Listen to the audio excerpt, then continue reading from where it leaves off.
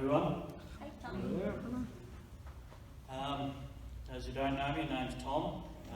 Grew up in a small country town, was baptised as an Anglican as a baby, but never had any interest in God. I didn't believe in anything supernatural at all. I left home at 18, I moved into a small unit in Kyneton, where at the age of 23, I met my future wife. We had a rocky start to our relationship. My best friend from high school didn't like my girlfriend and caused a lot of trouble. This bled over into my family, and after a year, we decided to move to get away from all the trouble. I left my job and started a new one and moved to Macedon and didn't speak to my family or friend again. At my new job, I met Dan Ward, who was saved and a great evangelist. We would pray for me and my family and talk to me about Jesus and salvation. However, I didn't want to hear it. At this point, my life was great, or so I thought. Me and my girlfriend were married and just brought our first home in Sunbury. We soon had our first child, a beautiful boy called Nicholas, followed by our second, Xavier, 2 years later.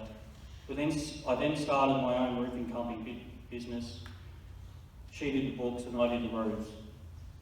We had a loving family, a house, a holiday cabin, a great job. Life was great, but it was missing something, and I was soon to find out what that was. Now 30, we moved again to Lancefield, to a house owned by my wife's parents.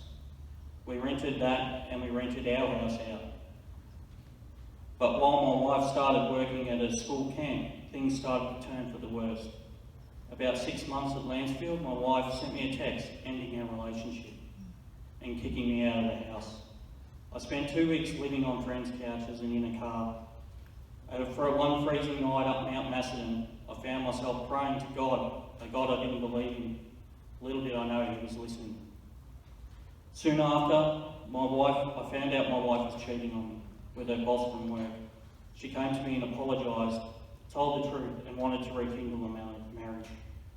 I agreed and went on living life like nothing had ever happened, never thanking Jesus for the answered prayer. Just passed it off as a coincidence, and life went on for another 2 or more years, and then it turned again. At this point, our world was rocked.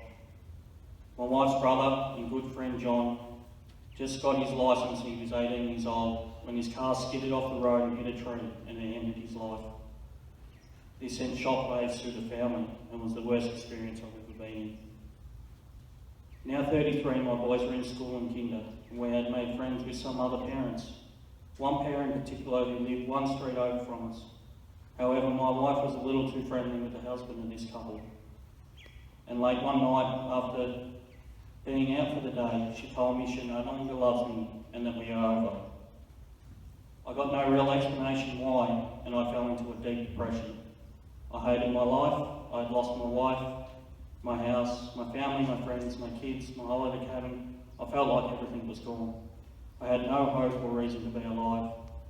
So I connected a pipe to the exhaust of my car and I put it in the window and I locked the doors and started the car.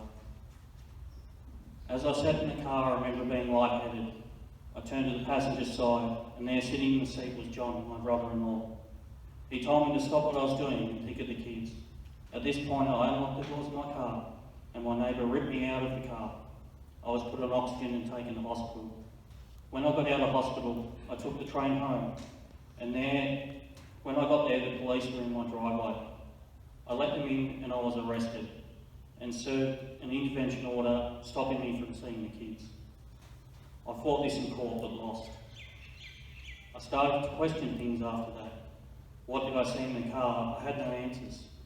And the people that I told didn't believe me, apart from Dan Ward.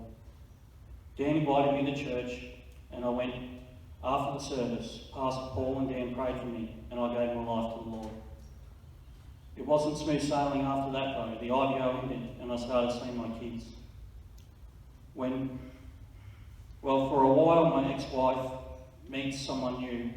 She cut me off from the kids again with bad excuses like they weren't getting fed properly. She then told the courts that I called the school and made threats. They weren't true. And because I missed the court date, I went on the wrong day, I was put on a 5-year intervention order placed on me. Even though I was saved, I rarely relied on Christ. tried to fight to see the kids off my own back, and I spent nearly $30,000 and almost went bankrupt and my business went under. After a night of prayer and study with Dan, I read some more of Job and I realised that I wasn't trusting in the Lord. I got baptised on Australia Day and I gave everything to the Lord. I put it all in His hands. I closed the case in court and I started trusting Him. Since then I've been a lot happier. I've found peace and learned to be content with what I have. I've reconnected with my mum, dad and sisters after 10 years. I now have a great job and have become financially stable and no longer want to die. Now I want to live for Him. I don't see my children, but I trust the Lord will bring them back. All things work together for good for those who love God and for those who are called according to His purpose. So I thank the Lord for my struggles, because without them and Jesus, I would be very different today. Thank you. Amen.